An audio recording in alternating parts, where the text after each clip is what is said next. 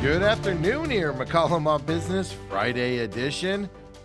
Yes, we're coming to you at 11 o'clock here on this Friday. Unfortunately, some things happened this morning. Unable to go live here at 7 o'clock, but we appreciate you still joining us or either catching us on demand here as well. Make sure this doesn't happen again for last minute stuff happening. But hey, I'm Stephen McCollum, and for the next 30 minutes or so, I'm going to get you updated on what's happening around the business world here on this Friday. We're going to look at the market, see what it's doing with the Market Watch, stocks we're paying attention to today, and also the local and national stories that you need to know as we go into the weekend. And let's get it started with the Market Watch. The ceasefire is all the talk right now out there, and everything is down except for one. That would be the NASDAQ here today. Dow Jones right now down 248 points to 47,939. Now keep in mind, we're at 11 a.m. Phoenix time here for our show, so we're toward the end of the market trading day. The S&P 500 is down 3 points right now to 68.17. NASDAQ is up today 68 points to 22,889 for the NASDAQ. It's the only one up. In terms of the big indexes, the Russell 2K, it's down the 5 points right now to 2630 as we're looking at it here on the market. Bitcoin, well, still above 70,000, trading at 73,037 as of right now. So Bitcoin, at least unless something major happens, is going to finish above 70,000, probably for the first time in a few weeks now here for Bitcoin with the rally this week. In terms of stocks we're paying attention to, we're going to look at some chip stocks here. First company we're going to look at, Marvell Technologies out there. This company is up 7.21%. All the big chip companies, well, they've surged today, and they're all up. Investors are basically buying these stocks as semiconductor companies. Well, they're buying them instead of actual software right now is what's happening today. So Marvell Technologies is up 7.20% right now. Broadcom, our next stock, also up today as well. 5.08% for Broadcom. And again, investors looking at semiconductor companies instead of actual software companies. And they're all benefiting. Our last stock right now, AMD, right? Advanced Micro Devices out there, 3.78% up here today. And it's across the chip stock board here for up here based off of why investors are buying them instead of software today. Well, good question, right? But it is happening on the market as this Friday has gone on. Later on when we come back, we're going to look at stocks. Fair Isaac, the credit reporting service or scoring service. We're going to look at them. We're going to look at a company called Organon. Organon. We're going to look at that company. They're a drug maker based out of the East Coast, I believe New Jersey area, but that doesn't really matter. But a drug maker, we're going to look at them. And then Taiwan Semiconductor did some reporting yesterday. U.S. stock is in the news today as well, so we'll look at that coming up. But first, let's get into the stories you need to know here on this Friday. And folks, if you're living in this world, maybe you aren't experienced this, but we know more and more people are, and it's simple. The University of Michigan survey is out this morning, and consumer confidence is at record low numbers here in April. Fears obviously are mounting. Rising energy prices, broader impact of the Iran war are on everybody's minds. Again, this is that University of Michigan survey that came out this morning. So the headline index of consumer sentiment down big, down 10.7%. That would be a tumble here, but went down to 47.6 from, which is that 10.7% down from the March survey as well. How bad of a tumble was it? It's the lowest number on record from this survey. Current conditions and expectation indexes also saw double-digit monthly declines. We're also going to see this in a lot of government reporting coming up because the numbers from the war, the war started February 28th. Numbers were good before that. The March numbers coming out here over the next couple of weeks are going to be shocking. And this is the first sign of it here on the market as well. Obviously, the drop in sentiment coincided with a sharp spike in inflation expectations. Respondents to this survey see prices up 4.8% a year from now. That's a full percentage point rise from the March reading. And that's the highest number since August of 2025 last year. The 1 year outlook in April 2025, well, it was 6.5%. That's the last time, and that was following the Liberation Day tariff announcement from President Trump. The survey basically reflects conditions from March. So this was before the ceasefire was announced here over the last week or so. But that war in this survey has just stifled consumer expectations out there. Shouldn't be a shocker. We knew it was coming. Government reports are going to indicate this as well as they come out over the next couple of weeks here, as well here in April. And then let's get you some follow up stories away from the war and the economy things. Well, the United States Postal Service. We know that they've been in front of Congress telling them they need some things relaxed so they could get more money, loans, etc. Well, the USPS is now suspending employer pension contributions. These are for the workers. They're suspending it for workers beginning today. What the reason why they're saying they're going to do it? Well, cash shortfall coming their way. They announced all this yesterday. Now, this move does affect the federal employees' retirement system. They call it the FERS.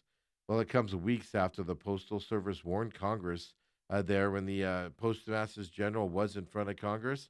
He said they could run out of cash in under a year unless there's some major reforms within what the USPS can operate under. That included changes to pension funding. And obviously, we talked about them wanting to raise stamp prices to very high here coming up as well. The USPS emphasized that the pause will have no immediate impact on current or even future retirees. But USPS has previously reported mounting losses, as we know, over the years, totaling $118 billion in losses since 2007. A lot of it is their most profitable product, first class mail. Well, it's obviously not as much as being shipped anymore. Well, that number fell to the lowest level since the late 1960s. That's why stamp prices, they think they can make it up on stamp prices instead of the volume amounts. The financial strain has been exacerbated by global tariffs, high inflations, recent spikes in gasoline prices, even though they bought a lot of electric vehicles in the post office to get around. They still have a lot of gas vehicles out there, but also the problem also is growing competition from the private carriers. Amazon. Amazon, well, they deliver most of their products now on their own, so they don't need that third-party service, a la the USPS. The USPS did say it typically sends the Office of Personal Management, who, by the way, oversees federal retirement accounts. But they say they do send them about $200 million every 2 weeks to cover pension costs. By suspending the payments, well, USPS expects to free up about $2.5 billion in just this current fiscal year. So the agency has suspended its employer contributions. It said it will continue transferring employee payroll deductions into those retirement accounts. Well, I hope so, because that would be breaking federal law if you take money.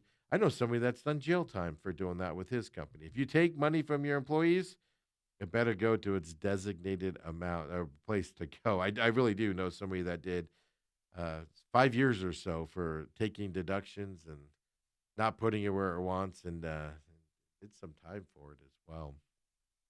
Hey, American homeowners, we all know it's hard to own a home these days. Maintenance costs, mortgage payments, interest rates, etc. Well, now we know that we're also feeling the squeeze of higher property taxes. New data is out showing the property tax burden rose again last year. So this is from the analytics firm ATTOM. So we're going to call them Adam. And they show that the effective tax rates for single family homes was 0.9% in 2025.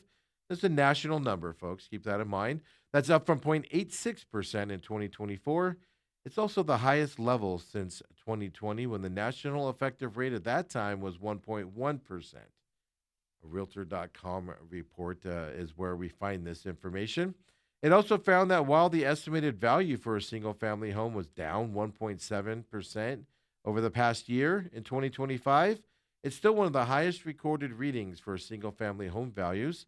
Well, all because 2024 values, well, they were higher than those before that, than the numbers before it. The effective tax rate for property taxes obviously varies by state and the regulations, And the report found that the states with the highest effective tax rates for single family homes, well, they tended to be located up in the northeast of the United States. We're talking New Jersey, Virginia. I'm sorry, the Virginia, north of that, even New Hampshire, New York, and those areas from that side. States with the lowest effective tax rates, well, they tended to have a notable differences in the terms of median home prices, but then also in that state. So what that means is Western states, we know we're out here in the West, low effective tax rates, but higher home prices that we are facing at. So this is where we fall in. Idaho had a 0.39%, Wyoming 0.4, Arizona's next there, 0.43%. Then you got Utah 0.48%, even Nevada at 0.52% at that level. These states here, including Arizona, were among the states with the lightest property tax burdens and had median home prices ranging between 444,000 and 575,000 numbers there. So our relative property tax number is low, but it's also going up, folks, as we are experiencing that happening, which goes into the affordability of homes. It's not just can you afford a home to buy one, can you afford the upkeep? Can you afford the mortgage with the interest rates? Can you afford the taxes on it? And those items out there as well. Now let's go to some sports stuff here as well. We told you a month or so ago, and I'll give you that update here in just a minute. But NFL is being looked at by some government agencies on what they're doing with their broadcast partners. Well, as of yesterday, the Justice Department. Now, this is from sources. Nothing official has come out, but the rumor is the Justice Department has officially opened the investigation into whether the NFL is forcing, well, some bad things happening here for the consumer base, right? The football fans out there. What the allegation is that you pay too much for in subscription fees to watch their product. Here's the history on why they are able to do this and the history of sports as well. Because as you know, football fans watch NFL games over broadcast TV for 100 years or so. Fox, CBS, NBC, etc. for free. Delivered it free, didn't cost you anything for free. They just had to sell ads. That's all because of that 1961 Sports Broadcasting Act.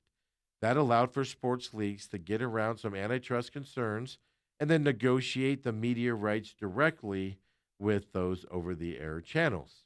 Well, as you know, games in the NFL are spread across now many platforms and channels. Netflix, Amazon, etc. YouTube last year there was a game, and obviously some of those require paid subscriptions as well. And traditional TV and cable providers they're contending with cord cutting and tougher competition from those streamers, which have deeper pockets than the over-the-air companies do as well. The Justice Department's investigation into the NFL, well, they say it's about, and this is their quote, about affordability for consumers and creating an even playing field for providers. The Justice Department investigation is into antitrust and anti-competitive tactics that the NFL is engaged in. Like I said, there is laws about what they can do, and they are allowed to do things that normal people aren't supposed to do. Go around antitrust laws because that's part of the agreement over the air, public good, etc. So the question is, and what they're investigating, are they breaking those laws here moving forward for, frankly, the greed of the Netflix money, right? And if you don't remember, we told you about the Senator Mike Lee. He's a Republican out of Utah. Well, this investigation is coming after he had done some things there. He's the chairman of the Senate Judiciary Committee on Antitrust, Competition Policy, and Consumer Rights. Well, he wrote a letter last month, as we told you here at McCollum on Business. He's requesting a review of the NFL's streaming platform exemptions, and he also wanted to know whether the streaming package fees violated that 1961 Sports Broadcasting Act. That letter was a month ago. Now, reportedly, there's an investigation. The NFL said in a statement, no shocker here, they defended themselves. They said that 87% of its games are free and that games are always free in the markets where teams are playing when they play. So what that means is, let's say, let's just pick the Cardinals because they're here. The Cardinals play on Netflix. They have a Netflix game. We here in the Phoenix market can watch that game on a local over-the-air channel. So Channel 10, Channel 12, Channel 3, whoever their contract's with. you don't have to have Netflix for that. You would only need Netflix, if your team's not playing in that game. So that's what they're arguing here, and that's how they get around at least in their minds, that's how they get around the scheduling of the thing is, hey, if you're a Kansas City Chief fan, you live in Kansas City and they're playing on the Netflix game, on the Good Friday or the whatever, the Black Friday game after Thanksgiving. Well, we're broadcasting it live in Kansas City for those fan bases. It'll be interesting to see where this goes with that law. And I mean, there's no doubt laws need to be updated and things, but those antiquated 1960 antitrust laws, technology's changed a little since then as well. And hey, another entertainment side of things as well. Disney, well, they got their new CEO a few weeks ago, and now they have a new round of layoffs coming their way as well. And it's not just the layoffs that I was focusing on with this little story, but I was also focusing on what they're doing with their company as a whole. The layoffs are expected to mostly affect Disney's marketing department. It's going to be about 1,000 people, is what is being reported right now. And the marketing department has made some changes this year, back in January. Well, they were consolidated under a new person. We knew the CEO change was coming. Bob Iger, though, was still the CEO in January. But now the department is consolidated under a gentleman named Assad Ayez. He was named Chief Marketing and Brand Officer in January. He oversees marketing for all of Disney's divisions now. So that includes entertainment, experiences, even the sports division in this the role. And it's a newly created role because it's the first time Disney brought all of its units under one marketing chief. So it's also layoffs are coming, which obviously, if they didn't have it under one window, every entertainment and sports, well, they needed things. So there's probably a lot of duplication in the merger here as well. So two things. One, layoffs coming to Disney in that marketing division, but also Disney's consolidating some entities together here. At least they did under Bob Iger. The new CEO is doing it as well and keeping it in place, and there's some changes coming there for Disney. Folks, when we come back here at McCollum on Business, we're going to talk a little In-N-Out Burger. We know how specific they are when they want to look at markets. Well, they were asked some questions, their CEO was, about delivery trends and app-based ordering and expansion. Well, she had some interesting decisions on it. And I like this about In-N-Out Burger. It's just so easy to say, let's just expand. We'll deal with the problems then. I love what In-N-Out does and how they gatekeep their quality and freshness and their idea as a company. We'll talk about that coming up. And folks, later on in the show, you want to stick around. Remember the McDonald's CEO when he took a small bite out of his Arch Burger and just set the internet on fire where everybody's making fun of him because it didn't look like he liked his hamburger? The Wendy's CEO and other CEOs since have made videos taking big bites out of them and enjoying their hamburgers. It's been kind of a funny thing to watch. Well, he's speaking up on why he took that small bite. I'm kind of disgusted on who he's blaming for this, but well, his mom must be proud. We'll talk about that coming up. It's our last story. You want to hear this as well? Come on back. It's McCollum on Business Friday edition.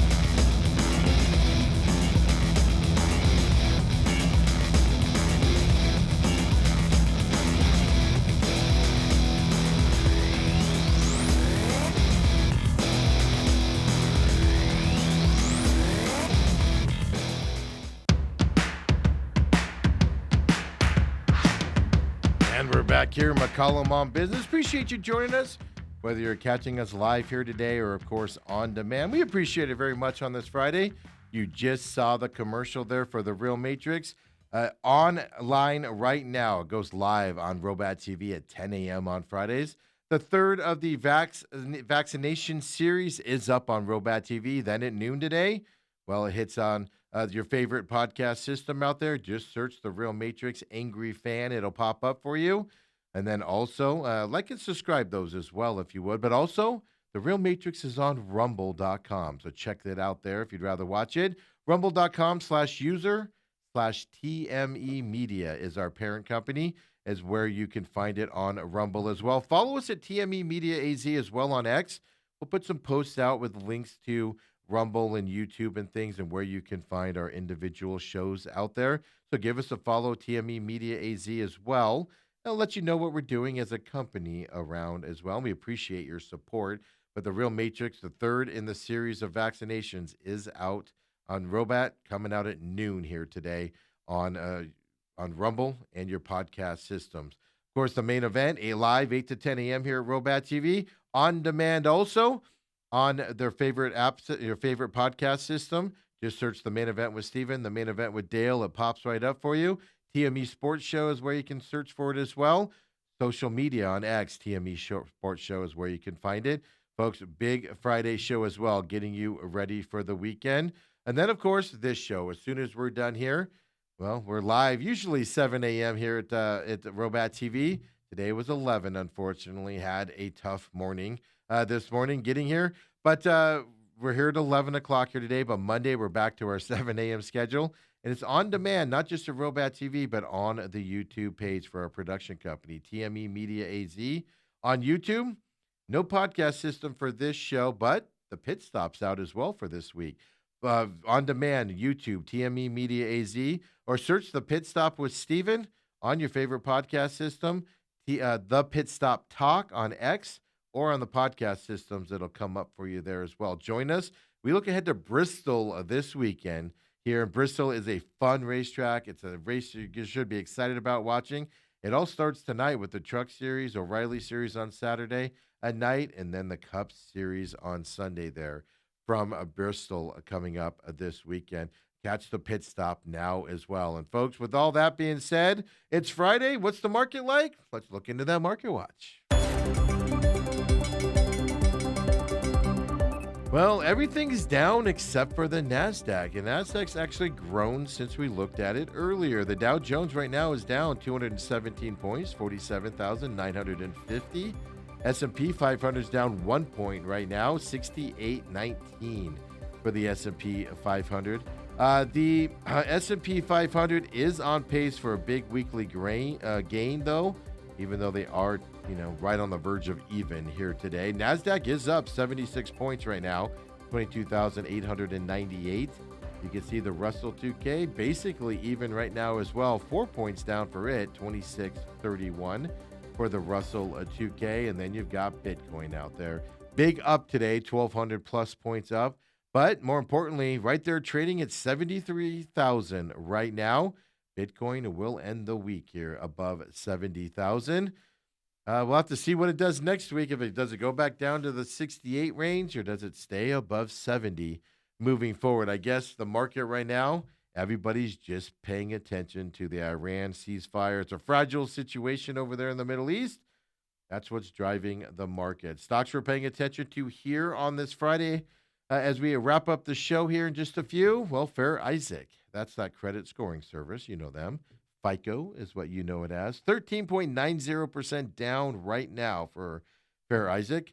Well, Barclays cut its 12-month price target down on this company. They cut it to $1,950. Well, they did have it rated at $2,400 as well. So that's a big $500 cut here for the 12-month price target for Fair Isaac by Barclays. Now, the Barclays did keep an overweight rating on the company, even though they did cut the 12-month price target by $500. Yeah, markets don't like that, though. Fair Isaac down 14.06% right now for Fair Isaac. And next, we're going to call it Organon. what we're going to call this company. For some reason, I just can't say it when I see it. They're up 23.23% right now, folks. They are a drug maker. They focus on women's health stuff. They're based on the East Coast there, not overseas. They're not like Eli Lilly or Nova Nordisk. I mean, they're not like them. I believe they're based out of New Jersey, but women's health stuff. But um, they were spun off by Merck before, and they're up 23.15% right now. India's Sun Pharmaceutical Industries, they've decided to offer $12 billion dollars for this company, Organon. $12 billion. Dollars. This is all a report from the Economic Times. Sun Pharma said this story was speculative in nature, is how they framed it when asked for comment. They declined to, declined to further comment on that. But based off of the news from the Economic Times, well, Organon might be sold here coming up for $12 billion. If you do the math there, that's a big premium on this company. But they're up 23.30% right now. And then look at the U.S. shares of Taiwan Semiconductor Manufacturing. Obviously has a big plant here in the North Phoenix area. Well, they're up 1.88% here today as well. They did report record revenue in the first quarter. The revenue was up 35% year over year for Taiwan Semiconductor. That's 1.13 trillion new Taiwan dollars, which is about $35.6 billion for Taiwan Semiconductor Manufacturing Company. That is a huge number here for that company with a very large presence here in the Phoenix market up north here in Phoenix. So markets looking, they're all down today, not hugely down, but still on that roller coaster ride with the ceasefire, very volatile ceasefire. Who knows on Monday? We might come back and ceasefire, excuse the pun here, ceasefire might have blown up, might be more solidified on Monday. Well, tune in with us Monday morning, 7 a.m. as we attack that and get you updated of the happenings over the weekend. But first, I respect In-N-Out. I love their burgers. I know some people don't. I understand it. Most people do. But I love their business acumen, and I love what they do as a company. And they are America's favorite burger chain, even though they're not in most of the United States. Well, their CEO was doing some talking yesterday, and she made it clear she's not bowing down to delivery trends or app-based ordering preferences. Yeah, even expansion opportunities, she's flat out saying no to. So the chief executive officer came out and said the chain does not intend to offer online ordering or delivery, which I appreciate. I hate having 1,000 apps of food places to order stuff. Seriously, it's my biggest annoyance on the planet. Her name, by the way, is Lindsay Snyder Ellingson. She is a family member of the family that did start In-N-Out. She is the CEO now. She made her remarks. She was speaking at Pepperdine University over in California on March 31st. The moderator came out and asked if the In-N-Out would introduce things that everybody else has. Mobile order pickup, app ordering. She flat out said no. She said, quote, "The main reason is part of what makes the In-N-Out and the experience so special. It's the interaction and the customer service that we're able to give. The smile, the greeting, just the warmth and feeling, that culture," unquote. I agree 1,000% with her on this. And they're sticking to the guns. Every other fast food company out there and every other company, they've sold out their souls to where you're just picking up food at that point. No loyalty. She did go on, the CEO did, and said, quote, "And so the mobile ordering will definitely take a piece of that away," meaning the, fresh, the smiles and customer service level. She also says there's also the freshness factor on why they won't do it, right? I've done this before. I've gotten an In-N-Out burger, driven the 10 minutes home. It's not as good when you get home 10 minutes later as it is eating it fresh, in your car, while you're driving with your knee. Just kidding. Or just eating it there on that side. She's spot on. If you get a delivery order, how long would it take to get to you and everything? Because you don't blame the delivery people, you blame the food if it shows up cold or something. But here's the other side. She also doesn't see In-N-Out expanding and being on the East Coast. She said, quote, "in my lifetime," unquote. Yeah. If you don't know, In-N-Out has a policy on freshness. They've moved into Texas. They will not have stores or restaurants.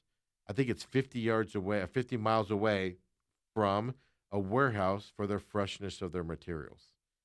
So, like other companies, I'm not going to name names, they won't have it shipped in like burgers shipped in from California or buns shipped in from California into Arizona and they're frozen and things like that. They refuse to do it. I highly respect In-N-Out's business acumen, how they push everything aside. And here's the other side of it. It's easy to say no to those things when you're already making a ton of money. How greedy are you going to get to compromise your business outlook? And she's right on board with this as the family member and stuff. And I respect In-N-Out for that. I support him because of that as well. It's fascinating to see how they go. Unlike a company we're going to talk about here in just a few minutes, McDonald's. But first, well, we know Kelce is being sued here, criminally sued by the state of Arizona. Well, a federal judge came out yesterday and denied a request from Kelce, which is those prediction market companies. Well, Kelce was denied to bar Arizona prosecutors from moving forward with a criminal case that they have. And the state is alleging that Kelce is operating an illegal betting platform here in Arizona. It was a decision put out on Wednesday of this week. The U.S. District Judge also denied Kelce's request for a ruling, saying federal law trumps Arizona's gambling laws. That is what Kelce is hanging into. We're federally regulated. States can't touch us. Well, this judge said, well, it's too early in the case for him to rule on that specific issue. The Arizona Attorney General's office, if you don't remember, they've charged Kelce with 20 misdemeanor counts of wagering, alleging that the company accepted bets on political outcomes, college sports, and individual player performances. Arizona is the first state to file criminal charges against Kelce. A lot of states have filed non-criminal charges against him to get him to stop operating as well. But Arizona prohibits operating an unlicensed wagering business and betting on elections. Our laws state that. The criminal charges mark a new front in a high-stakes legal battle over whether these prediction markets, Kalshi, Poly Markets, another one, whether they should be subject to the same rules as gambling operations. And the federal government is backing Kalshi and Poly Markets, saying we federally regulate them. States have no say in it. Well, states want their say. And so federal judge denied Kalshi's claims there. They did win a case over in Illinois earlier this week. We told you about that here at McCollum on Business as well. And you think regular gas prices have been hitting you a lot? If you own a diesel vehicle, and this always baffles me, diesel's not as expensive to produce. And now officially, as of yesterday, diesel prices hit a new record high in Arizona. Diesel prices rose to $6.20 a gallon on average on Wednesday. That's according to AAA Arizona. That broke the previous record of $5.90 set back in 2022. If you want to go just a year ago this week, the average price for diesel was $3.57 as well. Gas Buddy says increases in gas prices, they're beginning to slow down across the state. And I'm seeing that. I saw some 480 something prices over yesterday while I was running around. Unleaded prices do continue to climb, though, throughout the state. They've hit an average of $4.96 here in Maricopa County earlier this week. A lot of stations here in Phoenix were $4.99. Some pushed into the $5. Saw a little bit of a decrease yesterday, but the national average was $4.16 as of yesterday here, according to AAA. So if you forget about your regular cars, your diesel owners are also getting huge, and diesel vehicles generally have bigger tanks out there as well. And folks, this is the story that I know you've been waiting for, the update here. What grown man looks into the eyes of someone and blames their mother for something that they did and took a lot of heat for it? Well, I know one man that has done that. McDonald's CEO has officially done that. He says his mother is to blame after that recent taste test landed him to where everybody was making fun of him out there all across the world with his disdain for his arch hamburger that he took a bite of. He blamed his mother, folks. Tons of backlash. He ate that McDonald's Big Arch Burger on camera. Well, now he's speaking out. He told the Wall Street Journal his mom encouraged him to mind his manners, especially at the dinner table. Yes, folks. I can tell you this because I'm disgusted when people talk with their mouth full. I notice it. It bothers the crap out of me. The Wendy's CEO didn't do it. He took a big old bite of his Wendy's burger, you know. Here's what he said. Here's his quote to the Wall Street Journal. I think, I blame it all on my mom because she told me don't talk with your mouth full. And I think probably, in that case, I should have just said, you know what? To hell with it. I'm going to talk with my mouth full, unquote. Folks, a grown man, a man running a company as big as McDonald's, looked at a Wall Street Journal reporter and said, no, no, no, no. It's not my disdain for our food and how bad I think it is. It's not the fact that this Archburger tastes like crap and I didn't want to eat it. No, no, folks. He has decided to throw his own mother under the bus. What a sweetheart of a guy. Your mom must be proud of you, Tiger. Folks, seriously. McDonald's, what are you doing? Appreciate you joining us here for this Friday edition of McCollum on Business. We'll be back Monday morning, 7 a.m. here. Come and join us. Let's see what happens over the weekend in terms of the Iran war. Ceasefire, is it still a ceasefire? Is it expanded? Is it started up again? Come and join us, folks. We'll check a market watch, stocks we're paying attention to, all the happenings of the weekend around the business world. We'll see you then, folks. Don't forget, TME Media AZ on YouTube, TME Media on Rumble. We put all of our programming on Rumble now as well, folks, as of yesterday. So you can catch us on Rumble for those of you that don't like YouTube. And we'll see you all on Monday morning. Have a great Friday afternoon and great weekend.